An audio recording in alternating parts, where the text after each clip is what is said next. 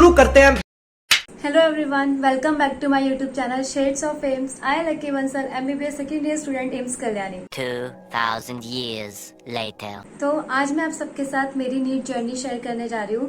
मतलब मैंने अपना नीट प्रिपरेशन कैसे की, कहाँ से की और मेरा नीट का फेज कैसा रहा, तो मैं ये सब आपके साथ आज इस वीडियो में शेयर करूंगी। तो प्लीज वीडियो को पूरा देखिए and like share and subscribe जरूर कीजिए। तो मैं एक 2 ईयर ड्रॉपर स्टूडेंट हूँ। मैंने 2 साल ड्रॉप किया, उसके बाद फिर मेरा सिलेक्शन हुआ और मेरा फर्स्ट ड्रॉप था कोटा एलएन से, सेकंड ड्रॉप में मैंने एलएन से किया लेकिन सीकर से किया। आप सब सोच रहे होंगे मैंने 11th-12th प्रिपरेशन क्यों नहीं की, क्योंकि मुझे पहले इस चीज़ में इतना आइडिया नहीं था और मेरे पीछे कोई गाइडेंस नहीं थी कि हाँ 11th-12th ऐसे करना है, ये करना है। तो फिर मैंने सोचा कि 11th-12th से स्कूलिंग करते हैं, उसके बाद फिर देखते हैं कि कैसे होता है नीट का प्रिपरेशन, क्या करते हैं। जब मैं 12th स्टैंडर्ड में आई तब मुझे पता लगा कि हाँ 11th क्लास से ही बहुत स्टूडेंट्स प्रिपेयर करना स्टार्ट कर देते हैं। तो मई 2018 को मेरा 12th का रिजल्ट आया। उसके बाद फिर मैंने डिसाइड किया कि हाँ आप ड्रॉप लेते हैं और अपना जो एक्चुअल गोल है डॉक्टर बनने का उसे पूरा करते हैं, मतलब अपना पूरा 100% देते हैं। आगे रिजल्ट जो भी होगा वो देखा जाएगा, लेकिन एक बार स्टार्ट करते हैं। तो फिर मैंने जून 2018 में मैंने एलएन कोटा ज्वाइन किया। कोटा गई जून में, मुझे अभी भी याद है मैंने 8 जून को मेरा एडमिशन लिया था एलएन में। और फिर मतलब मुझे पापा वहाँ छोड़ने गए थे, तो फिर मतलब मैं 11th-12th तो रिलेटिव्स के घर रही थी ना, तो इतना वो नहीं था कि अकेले रही हूँ। लेकिन कोटा में बिल्कुल अकेले एक सिंगल रूम में, कोई रिलेटिव नहीं, कुछ नहीं, अकेले वहाँ रहना वो भी एक बहुत टफ चीज़ है कि आप खुद को कैसे रखते हो, कितना स्ट्रांग बन के रहते हो, वो भी एक अपने आप में मोटिवेटिंग चीज़ होती है। तो फिर मैंने वहाँ पे एलएन ज्वाइन किया और मैंने पूरा साल अपने आप को डेडिकेट किया पढ़ाई के लिए कि हाँ मुझे अपना पूरा 100% देना है चलो, लेकिन एक बार स्टार्ट करके सब कुछ अच्छे से करना है। तो फिर स्टार्टिंग में तो होता है ना कि बहुत जोश रहता है कि हाँ हम पढ़ने आए हैं, हमने बहुत ज़्यादा ही दे दिया अपना, बहुत ज़्यादा इनपुट डाल दिया। तो दिन भर पढ़ रहे हैं, रेगुलरली क्लास जा रहे हैं। क्लास तो मैं हमेशा रेगुलरली गई हुई थी, मुझे 1 महीना हुआ, 1.5 महीने हुआ। स्टार्टिंग में तो थोड़े मार्क्स अच्छे रहते हैं क्योंकि हम बहुत ज़्यादा हमारे अंदर मोटिवेशन रहता है कि हमें करना है। लेकिन एक टाइम के बाद हम खुद इतने सेचुरेट हो जाते हैं कि यार कुछ समझ नहीं आता है कि क्या करना है, कैसे करना है। बस उस जगह से परेशान से हो जाते हैं कि यार या मन नहीं लग रहा है, फिर घर की याद आ रही है बार-बार। कि कोटा में छुट्टियां सिर्फ एक बार आती है दिवाली पे, वो भी 1 हफ्ते की, तो हम तभी घर जा सकते हैं। उसके अलावा रेगुलरली हमारी क्लास चल रही होती है, तो फिर हमें सारा टाइम वही रहना होता है। सुबह एलएन का टाइम तो सुबह 6:30 का होता था और 1:30 बजे तक मैं हॉस्टल आती थी वापस। उसके बाद फिर खुद का पढ़ना। तो स्टार्टिंग में सब बहुत अच्छा लग रहा था कि हाँ अच्छा चल रहा है, मार्क्स भी सही आ रहे हैं। आसपास कुछ भी आपके लिए ऐसा नहीं है कि आप बहुत ज़्यादा एंजॉय कर सको, बस एक रूम के अंदर एक पढ़ाई के लिए रह गए। तो एक टाइम बाद अपने आप जब कितना ही पढ़ रहे हो, चाहे 24 आवर्स ही पढ़ रहे हो, लेकिन मार्क्स में अपने आप डिक्रीमेंट आ जाता है कि जब आप अंदर से परेशान हो जाते हैं या फिर आप अब और कर नहीं पा रहे, आपको चीज़ें याद नहीं रह रही है, वो सब होने लगता है। तो वो सब मेरे साथ भी हुआ था। ऐसा नहीं कि कोई सिर्फ मेरे साथ ही या फिर आपके साथ नहीं होता है, वो नॉर्मल है, सबके साथ ऐसा होता है। तो उसके अलावा फिर मैंने वहाँ पे मतलब स्टार्टिंग के 3-4 मंथ तो अच्छे मार्क्स थे, लेकिन फिर दिवाली तक एकदम मार्क्स डाउन हो गए कि कुछ समझ नहीं आ रहा। लेकिन तब भी अपना हार्ड वर्क तो नहीं छोड़ना है हमें, हमारा तो 100% देना ही है, चाहे बाद में कैसा ही हो। अगर हमने ये सोच लिया कि मार्क्स कम हो गए हैं तो ऑटोमेटिकली नीट में मार्क्स कम हो जाने ही है, तो इसलिए हमें हमारा पूरा देके चलना होता है। तो फिर मतलब वहाँ रेगुलरली पढ़ना, डाउट सेशन जाना। और कोटा में इतनी ज़्यादा भीड़ होती है कि आप एक बार देख के तो डर जाते हो यार, इतने सारे स्टूडेंट, इतने लाखों स्टूडेंट सिर्फ कोटा में रहते हैं, उनमें से सिर्फ कुछ 1000 सीट है जिनके लिए आप फाइट कर रहे हो। और वहाँ इतनी भीड़ देखना, इतने अच्छे स्टूडेंट्स देखना, इतने टॉपर्स देखना, तो एक बार मोरल अपने आप ही डाउन हो जाता है। में डर होता है ना कि बहुत सारे टॉपर्स थे कि आप ही टॉप कर पाओगे या नहीं, तो ये सब चीजें माइंड में चल रही होती है। वहाँ रेगुलरली पढ़ाई करो और माइंड फ्रेश के लिए कोटा में तो बहुत सारी चीजें है, इतनी अच्छी जगह है, सामने इतनी बड़ी भीड़ है और आप उस भीड़ में कहीं स्टैंड नहीं कर रहे होते हो। ये एक बार ये क्वेश्चन मन में आ जाता है, लेकिन ठीक है। हाँ, उसके बाद फिर नीट आया मई में, तो मैंने 5 मई को नीट था। तो फिर मैं पूरी प्रिपेयर थी, ये नहीं तब मैं प्रिपेयर नहीं थी, मैंने अच्छे से प्रिपरेशन की थी। लेकिन बहुत बार नहीं चलते वो 3 घंटे की, हमारा माइंड भी नहीं चल रहा होता, हम इतने ज़्यादा नर्वस रहते हैं, इतने ज़्यादा एंजाइटी के अंदर रहता है ना कि वो 3 घंटे हमारे क्या बिगड़ जाते हैं अगर नहीं होना होता है तो। थोड़ा मानती हूँ लक भी चलता है 1%, लेकिन यार हार्ड वर्क तो किया था। अब जब एग्जाम हॉल में एंटर की तब इतनी घबराहट थी, इतना डर था, हाथ में क्वेश्चन पेपर आया कि यार मैं कर पाऊंगी या नहीं, मुझे चीज़ें याद है या नहीं है, मैं कैसे लिखूंगी, मतलब कैसे सोचूंगी कौन से क्वेश्चन में क्या फॉर्मूला लगेगा, कौन से क्वेश्चन को कैसे अटेम्प्ट करना है। मन में इतने सारे क्वेश्चंस आते हैं, वहाँ पे इतने सारे बच्चे होते हैं, लेकिन वो 3 घंटे मैटर करते हैं कि आपने वो 3 घंटे कितने फोकस से अपने पेपर दिया, कितने कंसंट्रेट थे आप लोग उस वक्त, और अपने माइंड में वो कोई और चीज़ ना हो या फिर नर्वसनेस ना हो, बस एकदम हैप्पी माइंड से दे रहे हो। लेकिन उल्टा ही था मेरे साथ, तो मैं इतनी ज़्यादा नर्वस थी, इतनी टेंशन में थी कि कैसे होगा, सिलेक्शन होगा या नहीं, पूरा 1 साल दिया है, इतना पढ़ाई की, इतना कुछ किया है।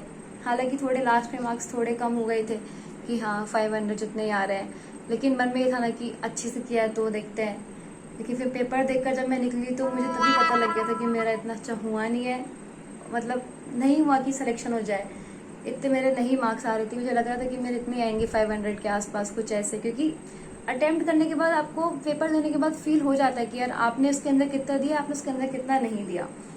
तो फिर उसके बाद मैंने शाम में रात को 8-9 बजे ये आकाश और एलन की तो आंसर की आई जाती है, तो उससे चेक किया। फिर मैंने मेरे मार्क्स देखे, मेरे मार्क्स थे 515 में। ये था कि राजस्थान में तो कट ऑफ बहुत ज़्यादा हाई होती है, राजस्थान स्टेट के होने के बाद तो आप सोचना ही छोड़ दो कि आपको 500 नंबर पर कॉलेज मिल सकता है। आज तो 600 वाले को भी राजस्थान में कॉलेज नहीं मिलता है। तो पता लग गया था कि नहीं होना कुछ। लेकिन हमारे सबसे बड़ा सपोर्ट फैक्टर क्या होता है, हमारे पेरेंट्स जो हमारे साथ हमेशा रहते हैं, कि हमें गाइड कर रहे होते हैं कि तुम ऐसे फॉलो करो, ये करो, और हमेशा हमें हमारी हर बात मानते कि हाँ तुम्हें पढ़ना है तो तुम पढ़ो, अच्छे से पढ़ो। और वो हमें मोटिवेट कर रहे होते हैं कि तुम कर सकते हो, अच्छे से करो, कोई नहीं इस बार नहीं होता नेक्स्ट टाइम करने, एक बार और ट्राई करना। लेकिन खुद को लगता है कि यार हमने ऑलरेडी एक साल इतना अच्छे से दिया है, अपना पूरा 100% दिया, फिर हम दोबारा क्यों ट्राई करें, हमारा हुआ क्यों नहीं। ये सब माइंड में बहुत सारे फैक्टर्स परेशान कर रहे होते हैं। तो 1-1.5 महीने तो मैं खुद भी इतनी वो थी, मतलब कि रूम में ऐसे रहना, किसी से इतनी बात नहीं करना, सोचना कि आगे क्या करना है। लेकिन एम तो एक ही था, डॉक्टर, बचपन से सिर्फ डॉक्टर डॉक्टर डॉक्टर यही सोचा है और यही बनना है। लेकिन मेरी फैमिली इतनी सपोर्ट करती थी, सब घर पे इतनी सपोर्ट करते थे कि नहीं कोई नहीं हुआ तो एक बार ट्राई करना। फिर उसके बाद फिर मैंने 1 साल और ट्राई किया, लेकिन फिर मैंने एलन सीकर ज्वाइन किया। एलन सीकर में इतनी ज़्यादा भीड़ उस टाइम ओपन ही हुआ था, वो फर्स्ट बैच था जिसमें मैं थी, तो लेकिन उस टाइम इतनी भीड़ नहीं थी। तो ये था कि एक बैच में मैक्सिमम 150 स्टूडेंट होते थे, लेकिन कोटा में तो 300 प्लस होते थे, तो इतनी भीड़ में समझना थोड़ा इम्पॉसिबल था मेरे लिए। तो फिर मैंने एलन सीकर ज्वाइन किया। तो फिर एक अच्छे थॉट के साथ, अच्छे प्रोसेस के साथ, अपना माइंडसेट पॉजिटिव रख के फिर से स्टार्ट किया प्रिपेयर करना कि जो हो गया वो हो गया, अब इस बार फिर से अच्छा करने की कोशिश करते हैं। आ गया कोविड। उस टाइम तो कोविड ने इतना कुछ मतलब भी था, जिन्होंने पूरे साल नहीं पढ़ा उसने कोविड के वो 3-4 महीने के ब्रेक में शायद बहुत कुछ कवर कर लिया। लेकिन जिन्होंने बहुत पढ़ रखा एकदम से फिर मई में नीट कैंसिल हो गया, और फिर अब पता नहीं है कि 3-4 महीने तक नीट कब होने वाला है। तो उनको लगता है कि यार इतना पढ़ रखा था, इतना अच्छे से प्रिपेयर था, अचानक से ब्रेक आ गया है, अब कैसे दोबारा से वही पढ़ना, रिवाइज करना बार बार।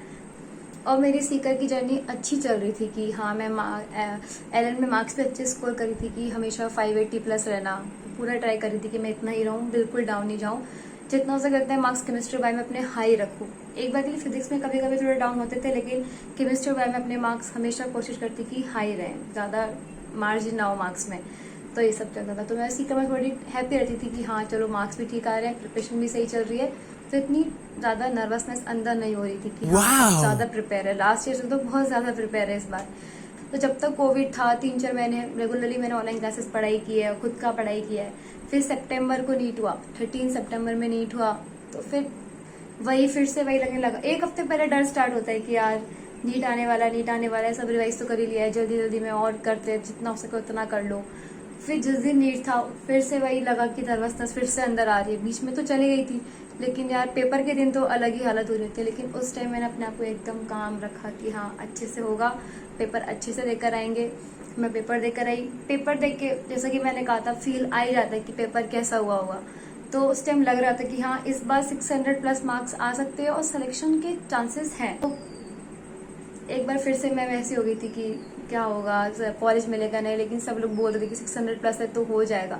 फिर मैंने रिजल्ट का वेट किया, रिजल्ट आया तो कट ऑफ बहुत ज़्यादा ही चली थी। मतलब लास्ट ईयर 610 पे बहुत अच्छी रैंक थी, अंडर 8000 रैंक होती थी, और इस बार 610 में मेरी रैंक थी 14,000 समथिंग। मतलब इतना ज़्यादा मार्जिन रैंक में आ गया था ना कि ये था कि यार सीट तो इतनी है तो सिलेक्शन के चांसेस कैसे हो सकते हैं, बहुत ज़्यादा डर था। लेकिन काउंसलिंग प्रोसीजर देखा, काउंसलिंग फॉलो करी। फर्स्ट राउंड में कुछ नहीं मिला, सेकंड राउंड कुछ नहीं मिला, फिर स्टेट काउंसलिंग स्टार्ट हुई। फर्स्ट राउंड गया, सेकंड राउंड गया, कुछ नहीं मिला। मॉप अप राउंड गया, कुछ भी अलाउड नहीं हुआ। और उस टाइम मैं इतनी ज्यादा परेशान हो गई थी कि कोई भी राउंड नहीं बचा है, सब कुछ खत्म, सारे राउंड खत्म। फिर से मैं कुछ स्टार्ट नहीं कर सकती क्योंकि मेरा एक ही सपना है डॉक्टर बनने का, मुझे इसी बार चाहिए, चाहे कुछ भी हो जाए। था माइंड में कि कॉलेज चाहिए, मेडिकल कॉलेज चाहिए। और मुझसे एक सबसे बड़ा ब्लंडर क्या हुआ मेरे काउंसलिंग में, मॉप अप राउंड होता है ऑल इंडिया का, तो मैंने गलती से डेंटल भर दिया। डेंटल जाना नहीं था लेकिन गलती से डेंटल भर दिया। मुझे डेंटल अलॉट हो गई क्योंकि डेंटल तो मिल जाना ही था। फिर ये था ना कि एक बार कॉलेज मिलने के बाद आप आगे के राउंड्स में पार्टिसिपेट नहीं कर सकते हो। तो उस टाइम फिर और वो इतना ज्यादा डाउन कर दिया मेरे को कि यार मैंने कैसे डेंटल भर दिया, मुझे कैसे डेंटल मिल गया, मुझे एमबीबीएस के लिए अप्लाई करना है, मुझे स्टे वैकेंसी राउंड था, मुझे उसके लिए अप्लाई करना है। लेकिन उस बार एक सबसे अच्छी चीज क्या हुई, स्टे वैकेंसी के लिए न्यू फॉर्म्स रिलीज हुए। मतलब जिसको कॉलेज अलॉट हो गया है, जिसने कॉलेज छोड़ दिया है, वो लोग भी इसमें अप्लाई कर सकते हैं। मतलब कहीं ना कहीं लक मैटर करता है। और उस वक्त मेरे लिए लास्ट मोमेंट में सिर्फ मेरा लक ही मैटर, क्योंकि मैं ऑलरेडी सारे राउंड से बाहर हो चुकी थी और मेरे एक ब्लंडर ने मुझे स्टे राउंड से भी बाहर कर दिया था ऑलमोस्ट। लेकिन आपका लक कहीं ना कहीं वर्क कर जाता है कभी। तो उस वक्त फिर मैं स्टे राउंड के लिए एलिजिबल हुई फाइनली। वो राउंड फिल हुआ, फिर मैं दिल्ली गई स्टे राउंड के लिए। फिर दिल्ली में तो वही इतने सारे बच्चे, मतलब 610 प्लस भी बहुत बच्चे थे। राजस्थान के बच्चे बहुत थे, वहाँ कट ऑफ बहुत हाई जाती है। तो फिर वहाँ वेट किया कि यार वहाँ सीट्स भी बहुत कम खाली थी, 45-50 समथिंग जनरल सीट खाली थी बस, और मैं जनरल कैटेगरी से थी। तो फिर लगा कि यार जब नेक्स्ट डे उसमें लिस्ट आई कि इतनी सीट्स खाली है और इतने बच्चे ही एलिजिबल है, उसमें नाम तो था लेकिन डर था ना कि अलॉट होगा या नहीं होगा, कहीं खत्म ना हो जाए सीट्स। लेकिन होपफुली थैंकफुली भगवान की वजह से, कहीं ना कहीं उन्हीं की वजह से, क्योंकि लास्ट में मैं भारी हो चुकी थी, उन्होंने इतनी हेल्प की लास्ट में बहुत ज्यादा। फिर मुझे कॉलेज अलर्ट हुआ एम्स कल्याणी। मतलब न्यू कॉलेज था उस वक्त, लेकिन मन में ये नहीं था कि न्यू कॉलेज है, ओल्ड है, कुछ भी, लेकिन एटलीस्ट कॉलेज मिला। अब आप फाइनली एमबीबीएस कर सकते हो आगे, उसकी खुशी बहुत ज्यादा थी। जब मुझे कॉलेज अलॉट हुआ अंदर, मैं ऑडिटोरियम के अंदर थी एम्स दिल्ली के, से मुझे पता लगा कि हाँ यू अलॉटेड एम्स कल्याणी। वो खुशी मैं बता ही नहीं सकती, मतलब कोई वर्ड्स ही नहीं है उस खुशी के लिए। फिर मैंने अंदर से मुझे कॉलेज मिलते ही मैंने सबसे पहले फोन किया घर पे कि मुझे कॉलेज मिल गया है, पापा मम्मी सबको बताया। पापा साथ आए हुए थे, तो फिर बाहर आई भागते, पापा को बताया। हम तो बहुत बहुत ज्यादा खुश हुए, मतलब घर पे सब इतने खुश। तो अच्छा लगता है ना कि हाँ आपका ड्रीम फाइनली आप अब जी लोगे, आप उसको अच्छे से पूरा करोगे। आपका जो सपना था कि आपने बचपन से डॉक्टर बनने का देखा, और सच में वो फीलिंग बताने लायक नहीं कि आपको कितना ज्यादा अच्छा लगता है कॉलेज मिलने के बाद, आपका फेवरेट कॉलेज मिलने के बाद। मतलब फाइनली एम्स, कुछ नहीं मिल रहा था तो फिर आपको एम्स मिल गया, इससे बड़ी खुशी तो कुछ और थी ही नहीं। और आज इतनी प्राउड फील करती कि मैं एक एम्सोनियन हूँ, एम्स कल्याणी में पढ़ रही हूँ। तो ये था मेरी नीट जर्नी। आई होप आप सबको पसंद आई हो और आप सब कुछ सीखे हो कि आपको पूरे फेस कैसे प्रिपेयर करना है, क्या करना है, आपका माइंडसेट कैसा रहता है। ये सब मैंने इसके अंदर बताया नहीं मैंने कैसे पढ़ाई की, बस मेरी जर्नी क्या थी मैंने वो बताई। लेकिन मैं बहुत जल्दी वीडियो भी शेयर करूंगी, मेरा पढ़ाई का स्ट्रेटेजी क्या होता था, मैं कैसे पढ़ती थी, वो सब भी मैं बहुत जल्दी आप सबके साथ शेयर करूंगी। So stay tune and don't forget to like, share and subscribe my channel shades of AIIMS. Thank you so much everyone. And हाँ, I wish all the best to all the NEET aspirants जिन्होंने इस साल NEET दिया हो, और जिनका selection नहीं हुआ तो कोई बात नहीं, हम फिर से स्टार्ट कर सकते हैं। फिर से एक नए होप के साथ स्टार्ट करिए। जो हो गया कोई नहीं, लेकिन हम एक बार और हमारा 100% देके ट्राई कर सकते हैं। कमेंट करके बताइए आप सबके कितने कितने मार्क्स है और कौन कितना स्कोर कर रहा है, सबका ड्रीम कॉलेज क्या है। आई होप आप सबको मेरी नीट जर्नी पसंद आई हो। नए हो तो सब्सक्राइब करो, वो जो लाल वाला बटन है उस पर फूट फेंक के मारो या फिर मोमबत्ती, मुझे नहीं पता, बस क्लिक हो जाना चाहिए।